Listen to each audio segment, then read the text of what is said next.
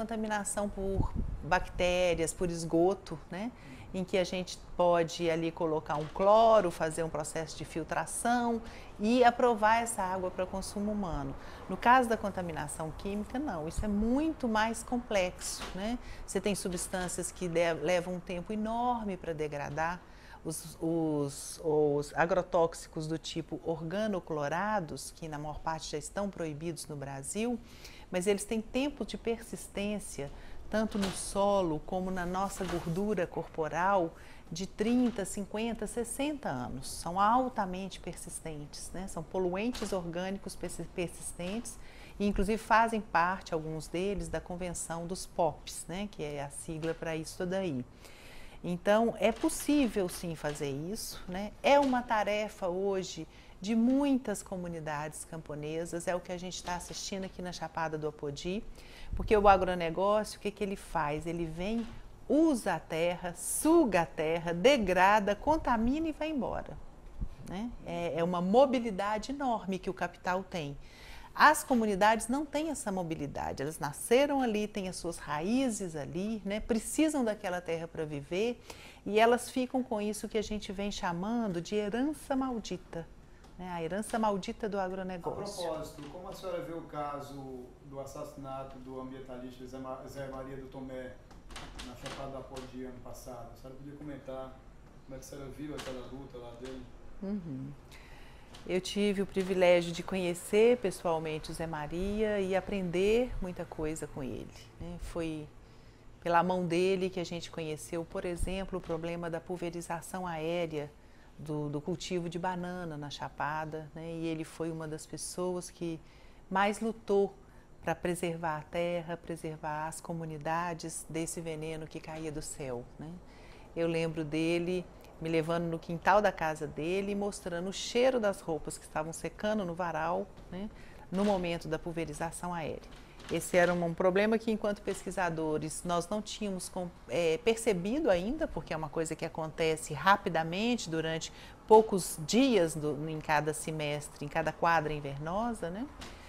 E ele começou um trabalho sobre isso, apontando a possibilidade de contaminação da água. Nós investigamos essa possibilidade e constatamos que realmente havia essa contaminação, né?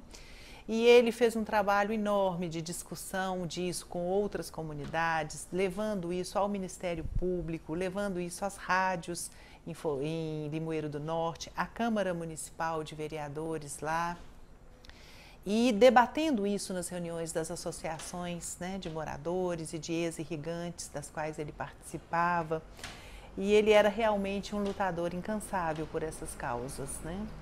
Quando ele recebe 25 tiros, dos quais um teria sido suficiente para matá-lo, a gente sente que esse assassinato significa o desejo de calar não apenas a voz dele, mas muitas outras vozes que resistem hoje no Baixo Jaguaribe a esse modelo de desenvolvimento perverso, degradador e explorador da saúde das pessoas, né? E é muito bonito a gente ver que hoje as comunidades, apesar do medo, conseguem retomar suas lutas e recolocar as bandeiras que Zé Maria ajudou a levantar. Professora, aprofundando mais a situação do solo cearense, né? Um ano depois da morte de Zé Maria, já mais de um ano, na verdade, houve alguma redução no uso de agrotóxicos? Houve alguma consequência prática, além da mobilização? O que a senhora comenta hoje? Houve avanço? A gente, é claro, ainda tem muitos problemas para resolver, mas nós não podemos deixar de enxergar que a luta das comunidades, dos trabalhadores, também deu resultados, né? Nós vimos o governo estadual elaborando um plano sobre agrotóxicos, né, convocando seus secretários afetos a esse tema para elaborar e para discutir esse problema, né, e ações concretas. Vimos na SEMASSE também iniciativas de fiscalização das lojas e das empresas. Vimos uma ação civil pública no Ministério Público contra essa contaminação da água. Os trabalhadores têm nos falado de melhorias também nas condições de trabalho, né? Não nas coisas que são essenciais, de parar de utilizar os agrotóxicos, mas pelo menos de melhorar as condições em que eles são obrigados a se expor a esses produtos. Professora, no caso deles lá, da Chapada da Apodi, daquela região, qual era a maior agressão mais direta? O que resultava, por exemplo, dessas pulverizações aéreas em termos de comprometimento da saúde? Olha, nós temos muitos casos de intoxicações agudas, né? Dentro da pesquisa que a gente fez, cerca de 33% dos 545 trabalhadores que compuseram a nossa amostra estatística já haviam apresentado um quadro compatível com intoxicação aguda por agrotóxicos em algum momento de suas vidas, né? Tivemos também muitos casos de alteração da função hepática, né, do fígado, né, por exemplo, no segmento dos trabalhadores do abacaxi, uma das dissertações de mestrado que foi feita mostrou que 53% dos trabalhadores do abacaxi tinham os exames sobre o funcionamento do fígado alterados, né? E ainda há outros dados que nós estamos sistematizando. Nós temos um enorme banco de dados com mais de 900 variáveis desses 545 sujeitos, então ainda estamos produzindo esse tipo de resultados. Sobre o uso de agrotóxicos, ele altera a biodiversidade? Sem dúvida. Os agrotóxicos, eles são nocivos à vida, né? Então, várias formas de vida que compõem os ecossistemas são atingidas por eles, inclusive as humanas. A senhora falou há pouco da resposta mesmo que ainda tímida do governo do estado a esse processo lá no Apodi, mas com relação ao país como um todo, ao Brasil, tem algum tipo de posicionamento com relação a esse avanço de contaminação de águas e solos? Temos algum sinal positivo do governo? Olha, eu temo que não, infelizmente não, né? Porque a gente tem visto a presidente Dilma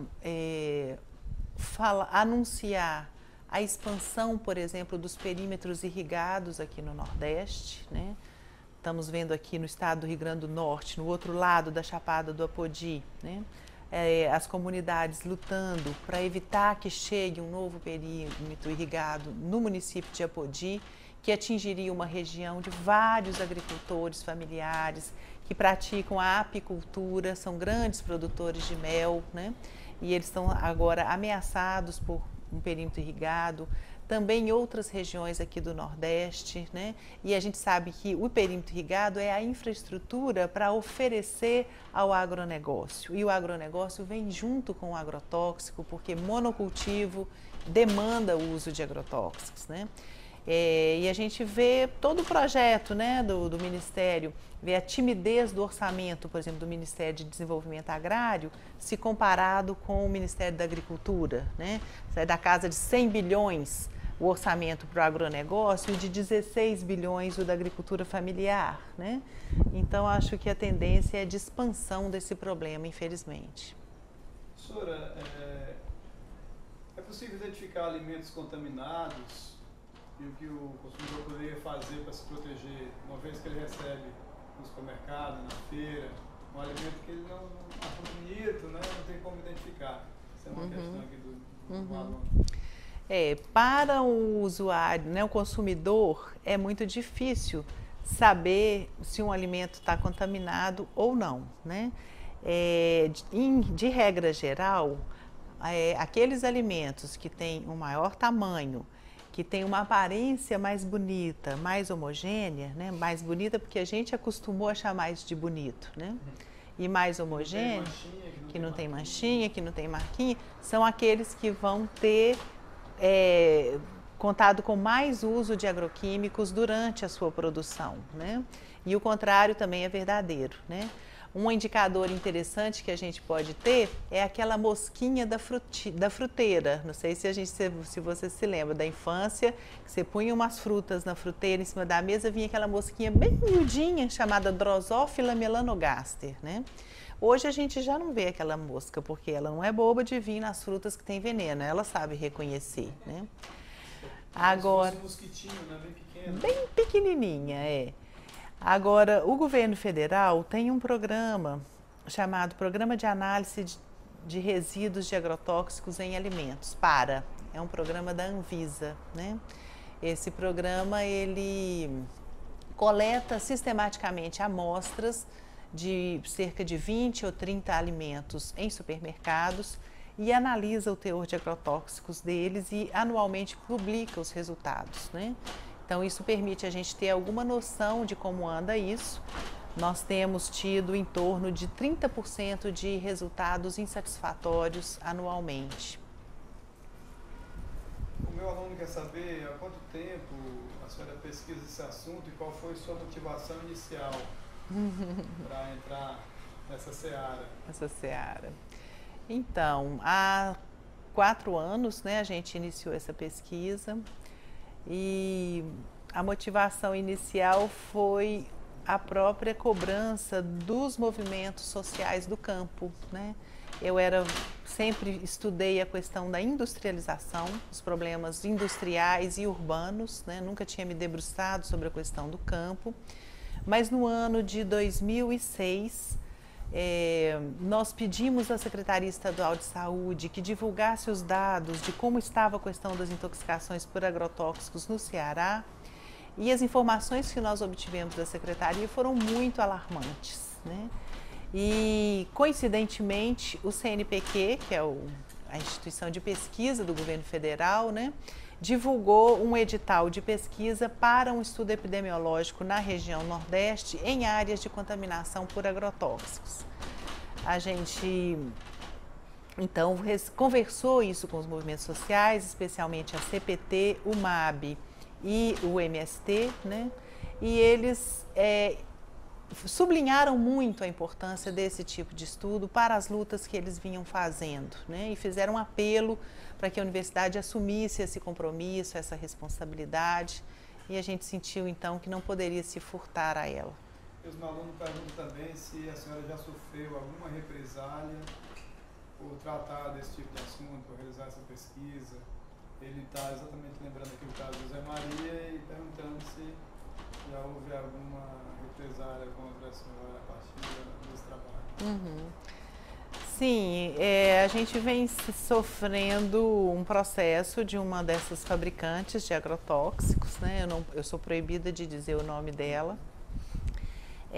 A partir de um estudo que nós fizemos na fábrica dessa empresa, né? A pedido do Ministério Público e por ordem do reitor da UFC, né? Os resultados do estudo não agradaram a empresa e, com isso, então, ela vem provocando uma represália a gente. Mais uma pergunta aqui, já foi mais ou menos respondida, mas eu vou fazer a pergunta. Qual a importância de ações como a campanha permanente contra os agrotóxicos lançada pela Via Campesina e outros movimentos? A senhora pode comentar um pouco? Olha, esses problemas são cobertos por um manto de invisibilidade, né? Quando o governo atrai uma empresa de agronegócio, o que ele anuncia? Estamos gerando emprego. O progresso chegou no seu município, né? Comemora isso como algo muito positivo. E isso é um problema muito sério porque as pessoas estão sofrendo, né? Não só os camponeses, mas também os moradores urbanos que consomem esses alimentos, estão tendo a sua saúde impactada por isso, mas tem muito pouca informação sobre isso. Então, a campanha tem esse importantíssimo papel de cumprir o direito à informação que o cidadão